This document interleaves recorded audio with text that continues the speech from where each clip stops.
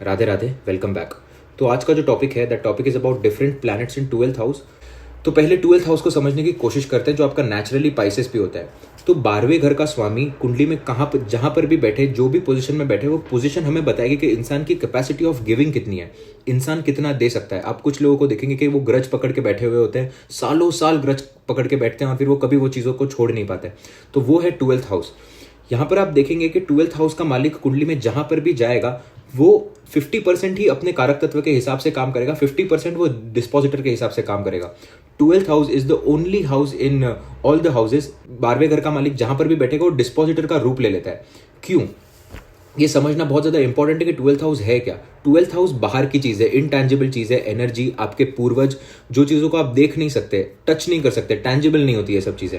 तो आपके पूर्वज 12th हाउस से देखे जाएंगे, आपके बहुत हिडन एनिमीज जो होंगे वो 12th हाउस से देखे जाएंगे, आपके दान देने की क्षमता हम 12th हाउस से देखेंगे, जेल 12th हाउस से देखेंगे, फॉरेन 12th हाउस से देखेंगे। और the most important is about spirits.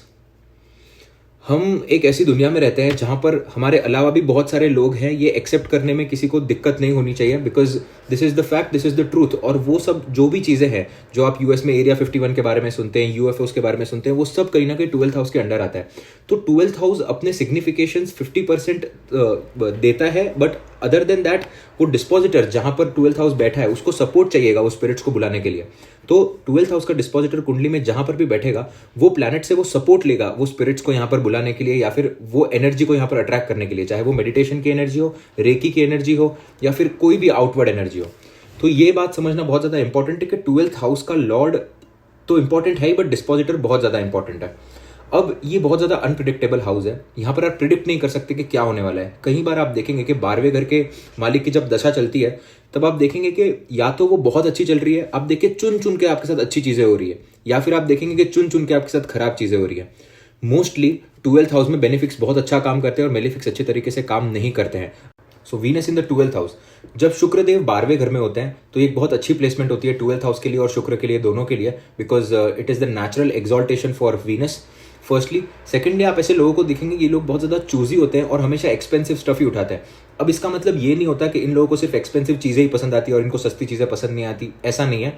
शुक्र 12वें घर में लग्जरी का कारक है, इनको चीज़ें ही पसंद वैसी आएंगी जो एक्सपेंसिव होंगी। So expensive, the product being expensive is just a by product जो उनको पसंद आ रहा है, तो वो जानबूझ के ऐसा नहीं करते। आप अगर देखेंगे कि they will never buy something, Venus in the 12th house person will never buy something which takes away their self respect और makes them a little uncomfortable. यहाँ पर रणवीर सिंह का एग्जाम्पल लेते हैं। ऐसे कोई भी कपड़े जहां पर आप वो कंफर्ट जोन नहीं है, वो जो कपड़े पहनते हैं वो, but at the same time it makes them feel confident, और जो भी है that is Venus with Mercury in the 6th house. यहाँ पर अगर वीनस 12th हाउस का है तो वो लोग आप देखेंगे कि सेम कंपनी, उनको अपने कपड़ों के मामले में स्पेशली अपने कंफर्ट जोन से बाहर नहीं जाना है। सेम कंपनी के कपड़े पहनेंगे, सेम कलर के 2-3 टी शर्ट अपने वार्डरोब में रखेंगे। This type of things Venus 12th house will do. आप देखेंगे कि ये लोग अपनी फैमिली पे काफ़ी ज़्यादा अच्छा पैसा स्पेंड करते हैं, अपने बच्चों पे, अपनी वाइफ पे बहुत अच्छा पैसा स्पेंड करते हैं, और जितना पैसा स्पेंड करते हैं उतना इनका पैसा बढ़ते जाता है। Venus in the 12th house के लिए बहुत अच्छी रेमेडी है। आप कभी भी लाइफ में स्टकअप फील कर रहे हो, या फिर ऐसा लग रहा है कि मेरा काम नहीं बन पा रहा, मैं बहुत ज़्यादा ट्राई कर रहा हूँ और कोई चीज़ें हो नहीं पा रही। कई बार ऐसे होता है कि हमें स्टकअप फील करता है, एक के बाद एक सीरीज ऑफ बैड इवेंट्स आपके साथ होते हैं।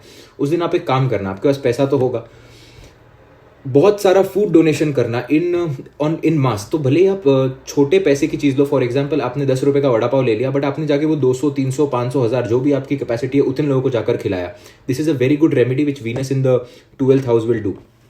तो जैसे कपड़ों की बात कर रहा था मैं, तो यही अगर वीनस आपको 6th हाउस में मिला, मर्क्यूरी के इन्फ्लुएंस पे मिला, तो ये बंदे के पास पैसा तो होगा, बट ये रंग बिरंगे कपड़े पहनेगा। अब रणवीर सिंह जैसे कपड़े पहनेगा, ये अपने मर्क्यूरी को यूज करेगा शुक्र को दिखाने के लिए कि देखो मेरे पास क्या है। तो रेड कलर के टी शर्ट्स पहनना, व्हाइट कलर की पैंट्स पहनना और फिर येलो कलर के जूते पहनना, ये टाइप का जो कॉम्बिनेशन है that is Venus in the 6th house. यहाँ पर आप देखेंगे कि जैसे जैसे पैसा बढ़ते जाएगा इन लोगों का, इन लोगों के अगर ये शौक बढ़ते गए और इन्होंने वो शौक अपने अगर कंट्रोल नहीं किया है, ये ऐसे शौक जहां पर ये पैसे का यूज कर रहे हैं दिखने के लिए, तो इनको पैसे के साथ प्रॉब्लम भी आएगी। So this is a good remedy for Venus in the 6th house कि ऐसे लोगों को जब पैसा बढ़ता है तो सिंप्लिसिटी लानी चाहिए लाइफ में, ना कि मर्क्यूरियल इन्फ्लुएंस बहुत ज्यादा बढ़ना नहीं चाहिए। तो Saturn in the 12th house, अब आपके लिए एक बेसिक कोट है सिर्फ, you have to give and if you don't give someone will come and take it. इसको आपको अपने लाइफ का मंत्र बना लेना चाहिए। अब आप शनिदेव को समझने की कोशिश करें कि शनिदेव जैसा प्लैनेट जो आपके स्टेटस को रिप्रेजेंट करता है, कहीं ना कहीं आपके लॉन्ग टर्म ग्रोथ को रिप्रेजेंट करता है, वो चीज़ आपको 12th हाउस में जाकर देनी है। तो देनी है मतलब देनी है। Shanidev, Saturn is a malefic planet. See, it has a lot of benefic things to do in life, but after the malefic effect, it gives you all the benefic things.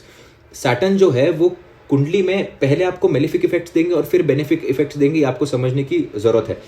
अगर आप, कुछ लोग होते हैं जो हमारे घर में पुराने कपड़े होते हैं, पुरानी चीज़ें होती हैं, वही जाके डोनेट कर देते हैं और फिर ऐसे समझते हैं घर आकर के हमने बहुत महान काम किया है कि हमने पुराने कपड़े जाकर किसी को डोनेट कर दिया है। यहाँ पर आपका सैटर्न 12th हाउस में अगर है तो और ज़्यादा वो खराब होगा, ना कि वो बेहतर होगा। यहाँ पर आप डोनेशन नहीं कर रहे हो, आप अपने घर का माल खाली कर रहे हो।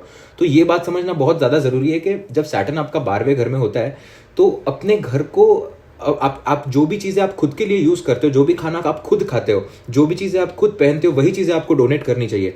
ये एक पॉइंट इनको हमेशा सोचना चाहिए और हमेशा इस पर काम करना चाहिए, बिकॉज अगर ऐसा नहीं करेंगे तो सैटर्न आपको मेलिफिक रिजल्ट्स देंगे। अब डिपेंड करता है कि 12th हाउस में कौन सी साइन है, उसके हिसाब से आपको क्या डोनेशन करना है, और डोनेशन करने के बाद आपको उस हाउस का कारक तत्व भी संभालना बहुत ज़्यादा इंपॉर्टेंट है। तो एग्जाम्पल लेते हैं। So for example 12th house में अगर लियो असेंडेंट है और 12th हाउस में आपके 4 नंबर की राशि आ गई जो कि कैंसर राशि है। कैंसर आपकी मदर को रिप्रेजेंट करता है। सैटर्न आपके कैंसर में 12th हाउस में बैठा हुआ है। अगर आप अपनी मदर को टाइम नहीं देंगे, अपनी मदर को इनफ रिसोर्सेज नहीं देंगे, अपनी मदर के साथ टाइम स्पेंड नहीं करेंगे, या फिर अपनी मदर को सेटिस्फाई नहीं कर पाएंगे, तो सैटर्न यहाँ पर बुरे रिजल्ट्स देगा, भले ही आप कितने भी अच्छे कर्म कर लो या कितना भी आप डोनेशन कर लो। तो यहाँ पर ये बात समझना बहुत ज़्यादा इंपॉर्टेंट है कि 12th हाउस का जो लिविंग सिग्निफिकेशन है और 12th हाउस की जो चीज़ें हैं वो दोनों का आपको डोनेशन करना है। Same example, 12th house cancer, Saturn इन कैंसर, यहाँ पर फूड डोनेशन, यहाँ पर मास लेवल पे आप फूड डोनेशन करो तो जो मैंने स्टार्टिंग में आपको कोड बताया कि you have to give and if you don't, कोई आपसे छीन कर लेकर जाएगा, ये चीज़ें नहीं होंगी। जाने वाला आपके पास वैसे भी है, क्योंकि सैटर्न 12th हाउस में देने का कारक है। आपको यहाँ पर अगर जुपिटर का और इन्फ्लुएंस मिल गया तो यहाँ पर आप लोगों को एम्प्लॉयमेंट देंगे, और इसमें अगर आपने लोगों का पैसा कट खाना शुरू किया, ये बहुत ज़्यादा कार्मिक प्लेसमेंट होती है। यहाँ पर आप कुछ चीज़ें खा नहीं सकते क्योंकि भगवान आपको ऑलरेडी काफ़ी ज़्यादा चीज़ों से ब्लेस करता है। Saturn in the 12th house आप देखेंगे मल्टीपल होम्स, बहुत सारे ऐसे लोग होंगे जहाँ पर इन लोगों का कंस्ट्रक्शन का काम होगा, फॉरेन में कंस्ट्रक्शन का काम होगा। ये लोग मोस्टली वेल सेटल्ड होते हैं, क्योंकि यहाँ पर 12th हाउस में अगर आप एक तरीके से देखेंगे सैटर्न 12th हाउस में आता है तो कर्म का भी लॉस होता है। कर्म का लॉस कब होता है? जब आपके पास ऑलरेडी पैसा हो। तो अगर इंसान को अगर मल्टीपल पैसिव इनकम आ रही है तभी तो वो काम नहीं करेगा ना। तो कर्म का लॉस तभी हो रहा है जब पैसा है, पर वो पैसा भी आपको देना पड़ेगा। So make sure that you give all the things which are meant to. और यहाँ पर स्लीपिंग डिसऑर्डर होता है प्रॉब्लम। सैटर्न 12th हाउस में देर रात तक जगते हैं, और जितना वो जगते हैं उतना सैटर्न खराब होता है, तो देर रात तक जगना नहीं है। फूड डोनेशन करना है in spite of whatever sign it is. And एक बात आपको समझना बहुत इंपॉर्टेंट है again Saturn with 12th house में, कि आप कुछ बड़ा बनाएंगे लाइफ में, आपसे चीजें इजीली बनती जाएंगी। 12th हाउस ब्लेसिंग का घर होता है, 8th हाउस जो है वो सैटर्न का हेडक्वार्टर है, और 12th हाउस है वो गिविंग का हाउस है। यहाँ पर आपको चीजें मिलती भी हैं कहीं ना कहीं, और सैटर्न अगर यहाँ पर बेनिफिट हुआ तो आपको काफी सारी चीजें मिलती है। तो आपको एक बात समझना है कि जितना आप डोनेशंस करेंगे उतनी आपसे कम चीज़ें छीनी जाएंगी। नहीं तो आपको समझ में भी नहीं आएगा कि आपके लॉसेस क्यों हो रहे हैं, कहाँ हो रहे हैं, कैसे हो रहे हैं, कब हो रहे हैं, बस वो हो रहे हैं। तो इस बात का खास ध्यान रखें कि स्लीपिंग डिसऑर्डर से अगर बचना है और सैटर्न के सारे मेलिफिक इन्फ्लुएंसेस से बचना है तो every Saturday make sure that you donate something. अगर आप डोनेशन नहीं करोगे तो नहीं चलेगा। इट इज़ अ वेरी कार्मिक placement. Now Mars in the 12th house. अगर मंगल की बात करें तो मंगल किन चीज़ों को रिप्रेजेंट करते हैं? मंगल लैंड को रिप्रेजेंट करते हैं, ब्लड को रिप्रेजेंट करता है, और आपका जो जेनेटिक लीनियज है, जो आपके पूर्वज है, कहीं ना कहीं वो भी मंगल को रिप्रेजेंट करते हैं। बिकॉज जो आपका जो ब्लड कैरी ऑन हो रहा है, वीर्य के साथ साथ वीनस के साथ साथ आपके ब्लड भी कैरी होता है साथ में। तो वो जो ब्लड का जो एलिमेंट है वो कहीं ना कहीं मार्स डिनोट करते हैं। तो Mars represents a lot of things which are related to your past life also. And at the same time, if Mars is sitting in the 12th house, it becomes a very karmic placement too, just like Saturn. तो यहाँ पर आपको इतना समझना है कि आपका कोई ना कोई स्ट्रॉन्ग कनेक्शन है यहाँ पर पूर्वजों के साथ। अगर ये प्लेसमेंट बेनिफिक है तो आपको पूर्वजों से ब्लेसिंग मिल रही है, और अगर ये प्लेसमेंट मेलिफिक है तो आपको पूर्वजों से ब्लेसिंग नहीं मिल रही है और कोई ना कोई प्रॉब्लम मिल रही है। यहाँ पर 12th हाउस में जब मार्स होता है तो इंसान का ईगो बहुत ज़्यादा बढ़ जाता है, इंसान का एग्रेशन बहुत ज़्यादा बढ़ जाता है। यहाँ पर कुछ लोग मांगलिक भी बोलते हैं इसको जब मंगल 12th हाउस में होता है तो यहाँ पर आपको एक बात समझना है कि अगर आप कुछ डोनेट कर रहे हो, आपको मंगल की चीज़ें वैसे भी डोनेट करनी है, स्वीट्स डोनेट करना है आपको मार्स की फॉर एग्जांपल रेड कलर के जो लेंटिल्स होते हैं आपको वो डोनेट करने हैं। बीट रूट का जूस आप डोनेट कर सकते हो, रूह अफ़ज़ा डोनेट कर सकते हो। मल्टीपल चीज़ें जो रेड कलर की होंगी आप वो डोनेट कर सकते हो मार्स को बैलेंस करने के लिए, but Mars is your ego as well. Sun आपका प्राइड है और मार्स आपका ईगो अगर आपको पर्टिकुलरली देखना है तो आप मार्स की तरफ से देखेंगे। तो कहीं ना कहीं यहाँ पर डोनेशन करते टाइम ईगो नहीं आना चाहिए। आप कितना भी डोनेशन करो, पर अगर आपके दिमाग में है कि मैं दे रहा हूँ मैं दे रहा हूँ मैं दे रहा हूँ, तो वो चीज़ें आपको काम नहीं आ पाएंगी। यहाँ पर इंटेंट प्योर होना बहुत ज़्यादा ज़रूरी है। जो रेमेडीज आप कर सकते हैं मार्स 12th हाउस वाले, या तो आप टेम्पल्स बनवा सकते हैं, अगर आपकी कंडीशन है तो आप छोटे मोटे टेम्पल्स बना सकते हैं, बड़े टेम्पल्स बना सकते हैं, जो भी आपकी इच्छा हो। यहाँ पर मार्स का मेलेफिक इन्फ्लुएंस कम होगा और वो आपके आने वाली लीनिएजेस में भी आपको बहुत ज़्यादा फर्क लाएगा। आप डॉग्स के लिए हट्स जो होते हैं घर बना सकते हैं छोटे छोटे। और डोनेशन ऑफ फूड तो एक बहुत अच्छी रेमेडी है मार्स के लिए, स्पेशली रेड कलर का जो डोनेशन ऑफ फूड्स रहता है।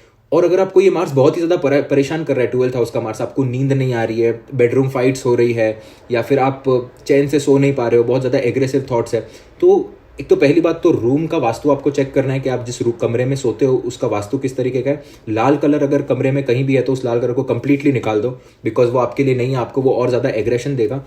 और उसके बाद एक और रेमेडी जो आपके लिए इंस्टेंटली काम कर सकती है मार्च 12th हाउस वाले के लिए, तो उज्जैन में जो मंगलनाथ टेम्पल है आप वहाँ पर जाओ, और वहाँ पर जाकर आप वो लोग वहाँ के पंडित जो होते हैं वो आपको एक प्रक्रिया करवाते हैं, उतारा करवाते हैं, आप वो कर लो। ये अगर आप करोगे तो आपको इंस्टेंट इफेक्ट देखने मिलेगा। मार्च 12th हाउस का जो भी मेलिफिक इफेक्ट है आपको खत्म होते हुए दिखेगा। पर अदर देन दैट ट्यूसडेज को डोनेशन करना is mandatory. And Hanuman ji को प्रे करो, और अगेन पान का पत्ता आप हनुमान जी को चढ़ा सकते हो श्री राम लिखकर, वो भी एक बहुत अच्छी रेमेडी होती है मार्च 12th हाउस के लिए। राहु इन द 12th हाउस, तो ये जो प्लेसमेंट है इसको ज़्यादा इलैबोरेट नहीं कर सकते क्योंकि बहुत ज़्यादा बड़ा हो जाएगा वीडियो, बट एक बेसिक समझने की बात करेंगे कि राहु का नेचर कैसा होता है। तो आपने राहु के फोटोज, राहु देव के फोटोज भी देखे होंगे इंटरनेट पे कहीं पर भी, तो आप देखते होंगे कि एक बहुत बड़ा गोला है वो जैसे खा रहा है। तो the habit of Rahu is that he wants everything. जो भी इस दुनिया में बना हुआ है वो राहु को चाहिए, और वो राहु वो लेकर ही रहेगा। 12th हाउस राहु के लिए एक बहुत अच्छा एक मूवी का सीन याद आ रहा है, तो I'd like to share कि आपने अगर मूवी देखी है तो आपको समझ आएगा कि राहु 12th हाउस में कैरेक्टर कैसा होता है। तो जो अलाउद्दीन खिलजी, पद्मावत मूवी में जो अलाउद्दीन खिलजी था, उसका एक डायलॉग था कि इस दुनिया की हर नायाब चीज़ पे सिर्फ मेरा ही हक है। तो ये जो कोट है राहु 12th हाउस वाले के साथ जाता है, he wants everything, but at the end वो इतनी बड़ी मेंटल डिसऑर्डर या इतनी बड़ी प्रॉब्लम दे सकता है अगर आपने डोनेशंस नहीं किए राहु के, तो वो आपको काफ़ी सारी चीज़ों में प्रॉब्लम देता है। आपको नींद में प्रॉब्लम देगा, आपको रिलेशनशिप में प्रॉब्लम देगा। वैसे भी राहु केतु का जो एक्सेस होता है वो उसको कार्मिकली स्टडी करना बहुत ज़्यादा इंपॉर्टेंट है, वो काफ़ी कुछ बताता है। तो सिर्फ मेरे बोलने का मतलब इतना ही है राहु 12th हाउस के साथ कि जब राहु 12वें घर में होता है तो आप जितना हो सके कैंसर पेशेंट्स को डोनेट करो, जितना हो सके जो लोग ऐसे प्रॉब्लम्स में हैं जो क्योरेबल डिजीजेज नहीं है, फॉर एग्जांपल डायबिटीज़ हो गया, कैंसर हो गया, lot of all those diseases, ऐसे लोगों की आप हेल्प करो, उनके लिए आप फ्री क्लासेस लो। अगर जुपिटर वहाँ पर बैठा है तो उन लोगों को सिखाओ, उन लोगों के लिए योगा प्राणायाम करवाओ, उन लोगों के लिए आयुर्वेदिक मेडिसिन डोनेट करो। और अगर यहाँ पर वीनस है तो उनके लिए फूड डोनेट करो, मून है तो भी आप फूड डोनेट कर सकते हो। अगर यहाँ पर मार्स है साथ में राहु के साथ, तो उनके पास अगर रहने की जगह नहीं है तो आप उनके लिए रहने की जगह अरेंज कर सकते हो, वहाँ पर वो रह सकते हैं। अगर यहाँ पर मर्क्यूरी है तो ऐसे लोगों को आप सिखा सकते हो कि वो किस तरीके से उनको ऐसे ऐसे आर्टिकल्स ला के दे सकते हो, उनको ऐसी हैबिट्स में डाल सकते हो जहाँ पर अगर वो पढ़ रहे हैं या लिख रहे हैं तो वो एक सेटिस्फाइड माहौल महसूस कर रहे हैं। तो डिपेंड करता है कि प्लैनेट कौन सा बैठा है, नक्षत्र कौन सा बैठा है, और क्या पॉसिबिलिटी वहाँ पर बन रही है वो। Now Ketu in the 12th house, Ketu in the 12th house एक बहुत ही ज़्यादा बेनिफिक प्लेसमेंट है। आपको सारे लोगों ने ये बोला होगा और this is the truth. Ketu जब 12वें घर में होता है तो कहाँ पर भी कुंडली में केतु बैठे उसके वहाँ पर कुछ भी नहीं चाहिए होता। भौतिकता से केतु का बहुत कम संबंध है। ऑफकोर्स कुछ योग ऐसे होते हैं कुंडली में जहाँ केतु बहुत ज़्यादा पैसे दे सकता है, बट इन जनरल अगर आप देखेंगे तो 12th हाउस को और केतु को तो भौतिकता से यहाँ पर संबंध नहीं है, मटेरियलिस्टिक चीज़ों से संबंध नहीं है। केतु यहाँ पर बैठकर कहता है कि मुझे जो चाहिए वो तुम्हारे पास नहीं है, और मुझे जो चाहिए वो लेने का तरीका भी कुछ और है। जैसे डीप मेडिटेशन, जब वो सेरोटोनिन आपके ब्रेन में से रिलीज होगा और वो डीप मेडिटेशन की जो स्टेट होगी वो केतु है, तो वो स्टेट केतु को चाहिए होती है। तो यहाँ पर इंसान को आप देखेंगे 12th हाउस केतु वाला इंसान स्टार्टिंग में बहुत ज़्यादा अनकंफर्टेबल होता है लोगों से दूर रहने में, बट जैसे जैसे उसकी उम्र बढ़ती जाती है isolation is something which gives him peace. तो ऐसे लोगों के लिए सबसे बेस्ट रेमेडी यही है कि आप कुत्तों की सेवा करें और आप आइसोलेशन में रहें। दिन में एटलीस्ट 1 से 2 घंटा अपने खुद के साथ बिताइए और अपने केतु को समझने की कोशिश करिए। यहाँ पर कोई मेलेफिक इन्फ्लुएंस नहीं है, कोई प्रॉब्लम नहीं है। The more you stay with your self the more your Ketu will develop in your 12th house. और आपकी देने की क्षमता वैसे भी काफ़ी ज़्यादा है। बट यहाँ पर अगर आप देखेंगे कि कुंडली में ऐसा योग बन रहा है कि सूर्य अगर नीच के हो गए या फिर वीनस अगर अफ्लिक्टेड हो गया, तो यहाँ पर प्रॉब्लम देता है Ketu in the 12th house. Overall chart check करना पड़ता है, बट ये एक बेसिक चीज़ें हैं। अगर स्पेशली मैंने बहुत सारी ऐसी कुंडलियाँ देखी है रिसर्च बेस में कि ऐसे लोगों के लिए देना फिर बहुत ज़्यादा डिफिकल्ट हो जाता है, उनको ज़बरदस्ती देना पड़ता है। तो मेक श्योर करें कि आप केतु को देखें प्रॉपरली और वो प्लेसमेंट के हिसाब से क्या हो रहा है हॉरोस्कोप में, उन चीज़ों का आप donation. Sun in the 12th house, तो सूर्य देव जो है वो आपका शाइन है, आपका प्राइड है। और सूर्य और चंद्रमा ऐसे ग्रह हैं जो हमारी लाइफ में बहुत ज़्यादा इंपैक्ट डालते हैं, क्योंकि रात और दिन के कारक हैं।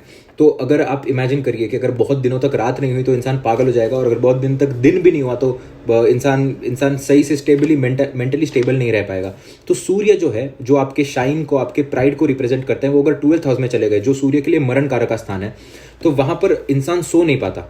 यहाँ पर जहाँ पर इंसान को सटल प्लैनेट्स चाहिए, यहाँ पर एग्रेसिव एनर्जी नहीं चाहिए, लीडरशिप नहीं चाहिए, यहाँ पर देना है आपको, यहाँ पर आपको लोगों को समझना है, लोगों की दुख दर्द और तकलीफें समझनी है। वहाँ पर अगर सूर्य जैसा प्लैनेट आया, जैसे कुंडली का, जैसे फॉर एग्जांपल अगर आप एक सिटी में रहते हो, कोई भी एक सिटी में, अगर आपको पानी से रिलेटेड कोई प्रॉब्लम है तो आप डायरेक्टली देश के प्रधानमंत्री के पास नहीं चले जाते हो, आप पहले अपने तहसीलदार के पास जाते हो, आप अपने एमएलए के पास जाते हो, right.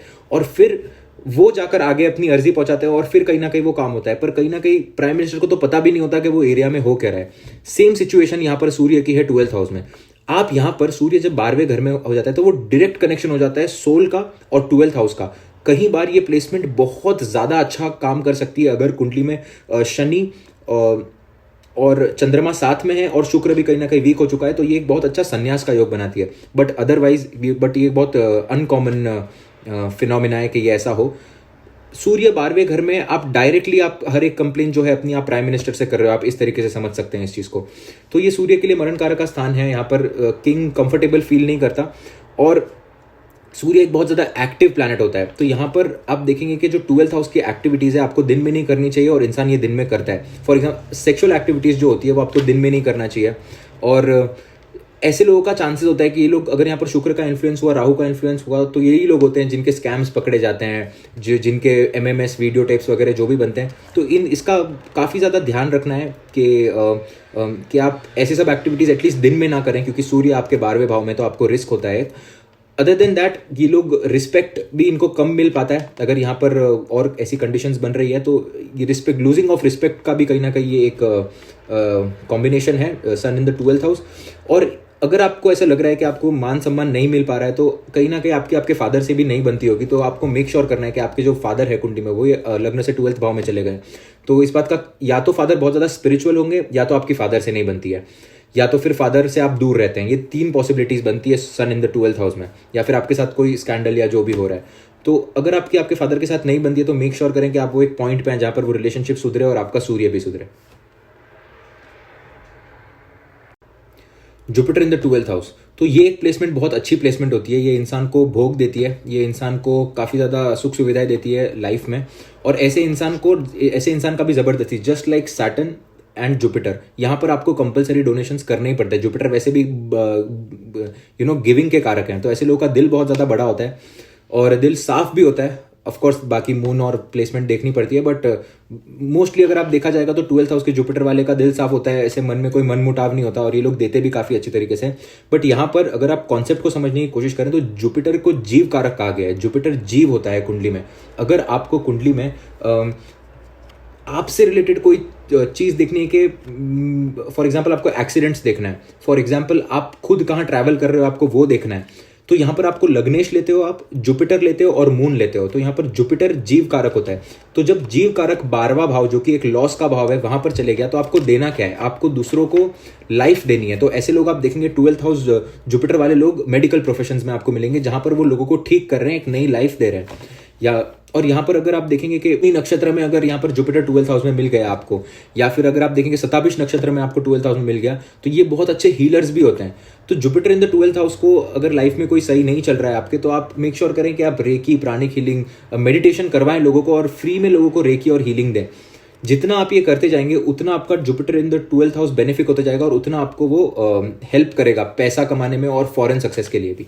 Mercury in the 12th house, तो ये एक ऐसी प्लेसमेंट है, इनके लिए एक कोट है कि these are the people who speak wrong things during the right time and right things during the wrong time. तो ये लोग जो होते हैं ये लोग, आपने ऐसे एक एग्जाम्पल देने की कोशिश करता हूँ, आपने ऐसे लोग देखे होंगे जो कि स्लीपर पहन के ऑफिस जाते हैं जहाँ पर उनको शूज़ पहनने चाहिए। पार्टी में एक ऐसा बंदा आपको ज़रूर दिखेगा जो एकदम नाइट ड्रेस में उठ के बहुत बड़ी पार्टी में एकदम नाइट ड्रेस में आ गया है वो। That is mercury in the 12th house. Mercury 12th house वाले को पता नहीं होता कि कब क्या करना है और कब क्या बोलना है। मर्क्यूरी आपकी स्किल्स को भी रिप्रेजेंट करता है और वो लग्न से 12वें भाव में जाकर बैठा है, तो this is loss of skills as well. अगर आप यहाँ पर देखेंगे कि ये लोग प्रोटोकॉल फॉलो नहीं करते, इन लोगों को ऐसा नहीं कि करना नहीं चाहते, इन लोगों से हो नहीं पाता, और ये अगर करने भी जाएं तो ऐसा कुछ और सा होता है कि बहुत ज़्यादा अनकंफर्टेबल फील करते हैं। अब यहाँ पर आप देखेंगे कि ये लोग जो होते हैं, एक 12th हाउस मर्क्यूरी का वी हैव अ फ्रेंड, तो एक एग्जाम्पल याद आ गया। तो वो एक फ्रेंड से मिलने गया, उसके काफ़ी टाइम से ही wanted to meet that friend, and suddenly वो नाम भूल गया। तो he went on this date with a friend and उसके बाद वो नाम ही भूल गया, उधर से आके सब कुछ चौपट हो गया। तो mercury in the 12th house आप देखेंगे कि this is what mercury is all about in the 12th house, कि चीज़ें याद नहीं रहेंगी, चीज़ें याद अगर रहेंगी भी तो भी आप वो सही टाइम पे एक्सप्रेस नहीं कर पाओगे।